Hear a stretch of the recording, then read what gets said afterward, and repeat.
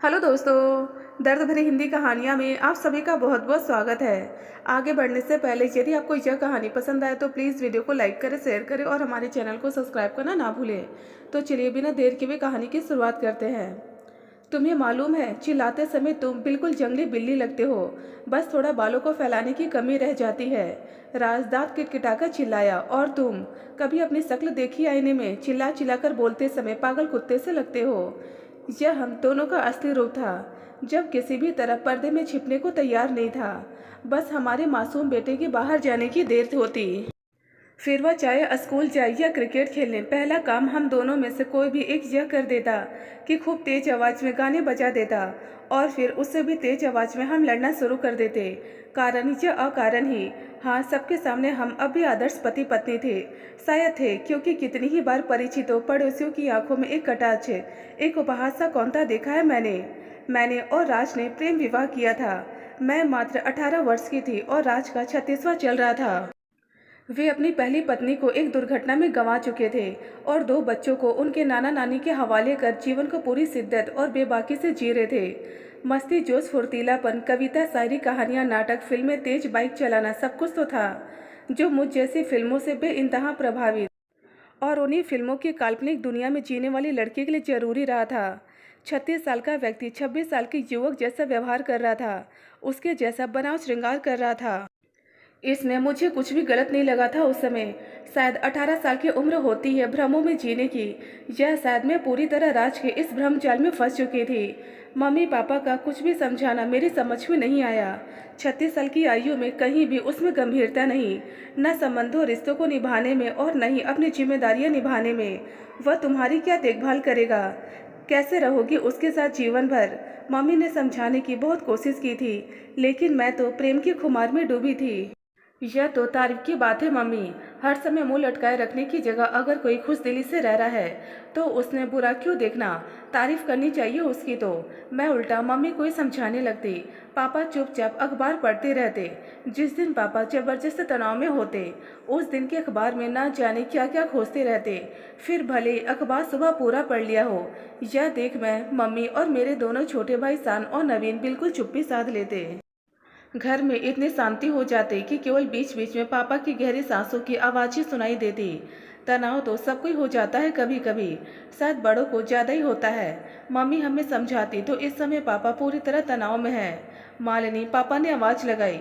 पापा का मुझे इस समय मेली के बजाय मालिनी कहना तो यही बताता है कि पापा हाई टेंशन में नहीं, सुपर हाई टेंशन में है।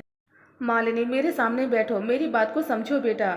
मैंने पता किया है, राज ठीक लड़का नहीं है। उसकी पहली शादी भी प्रेम विवाह थी, फिर बीवी को मानसिक रूप से इतना प्रताड़ित किया कि उसने आत्महत्या कर ली।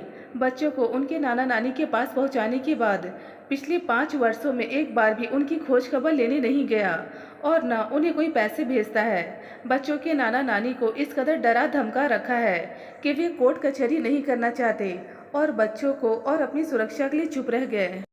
ऐसा आदमी जो अपनी पहली बीवी और अपनी संतान के प्रति इतना निष्ठुर हो, वह तुम्हारी क्या देखभाल करेगा, कैसे रखेगा तुम्हें? फिर तुम दोनों की उम्र में बहुत ज़्यादा अंतर है। जीवन साथी तो हम उम्र ही ठीक रहता है। तुम एक बार गंभीरता से सोचकर देखो।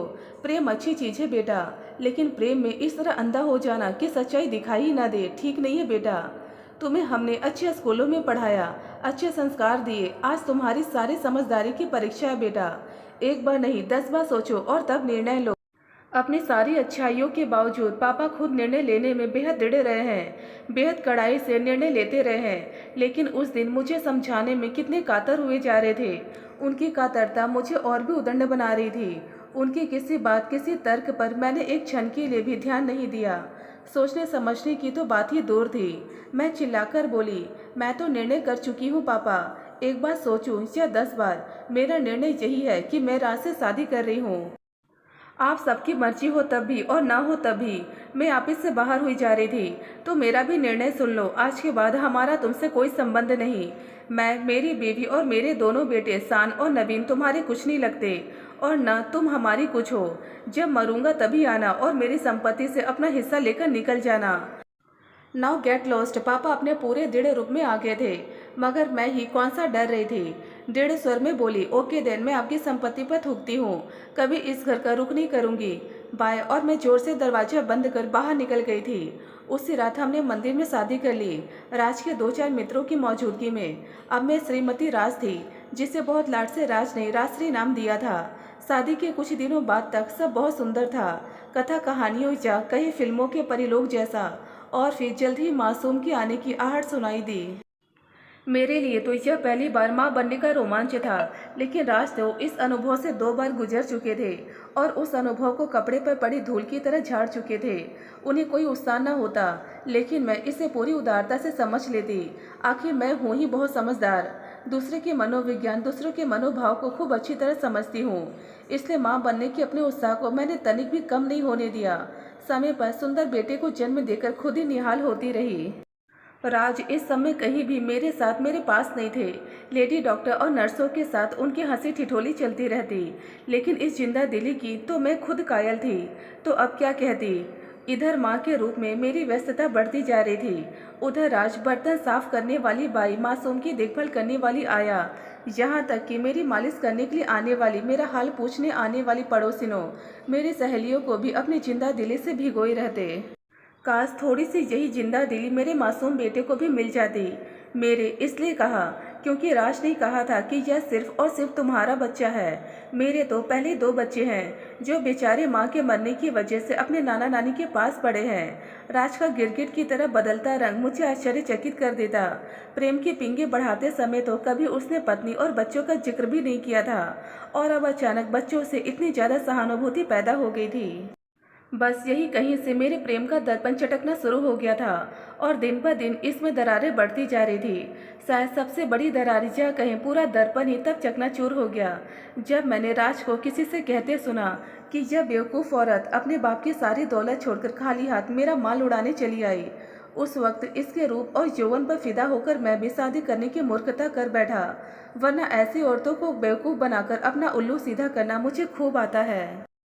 आज शादी के 8 साल बाद पेट के निचले हिस्से में दर्द होने पर जब जांच करवाई तो पता चला कि गर्भाशय में कुछ समस्या है, इसलिए उसे निकालना बेहद जरूरी है, वरना कैंसर होने का खतरा है। आज एक बार फिर मैं अस्पताल के बिस्तर पर हूँ।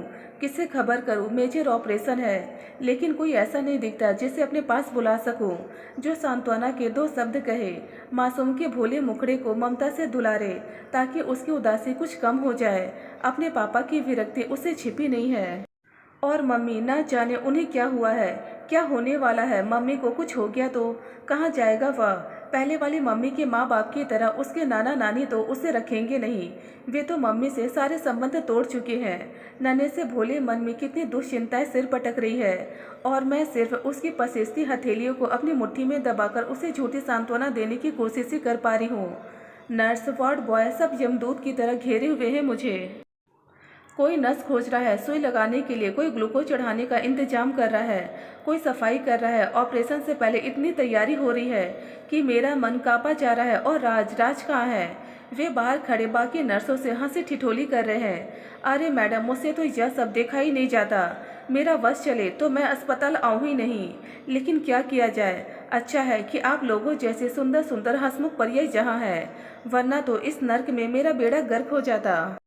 मैं आप सबके भरोसे यहाँ हूँ। राज की कामों का आवाज़ें और हंसी अंदर तक आ रही थी। चलिए मैडम, ऑपरेशन का समय हो गया है, ऑपरेशन थिएटर चलना है। स्ट्रेचर लिए 2 वार्ड बॉय हाजिर हो गए। मैं दरवाजे की ओर देख रही हूँ, शायद अब तो राज अंदर आए। उनके सामने से ही तो स्ट्रेचर अंदर आई होगी ना। आंखों से आंसू भरे मासूम मुझसे लिपट गया। अरे मेरा बहादुर बेटा रो रहा है। मैं जल्दी बाहर आऊँगी और फिर कुछ दिनों में बिल्कुल ठीक हो जाऊँगी। रोना नहीं, मैं उसे सांत्वना दे रही हूँ, लेकिन मुझे सांत्वना देने वाला वहाँ कोई नहीं है। जल्दी कीजिए मैडम, डॉक्टर साहब गुस्सा करेंगी।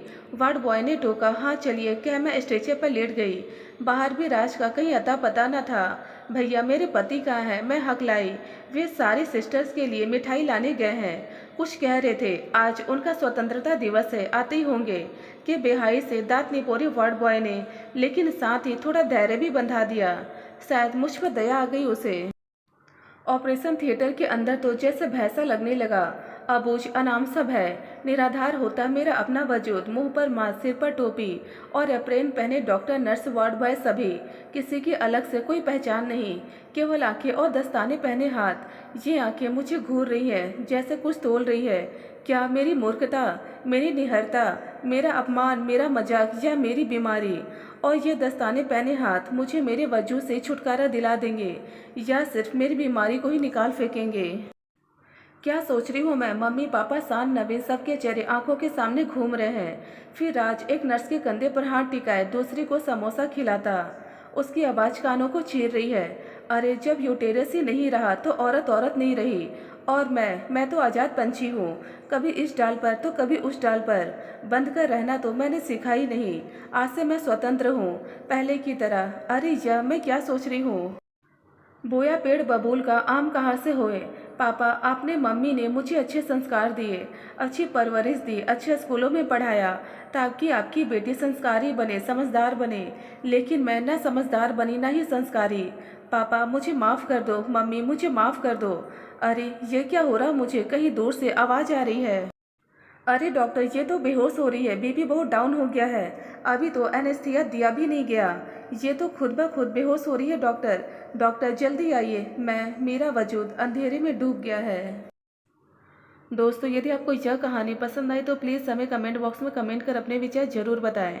ढेरों पारिवारिक और शिक्षाप्रद कहानियाँ सुनने और पढ़ने के लिए हमारे चैनल दर्द भरी हिंदी कहानियाँ को जरूर सब्सक्राइब करें। धन्यवाद दोस्तों।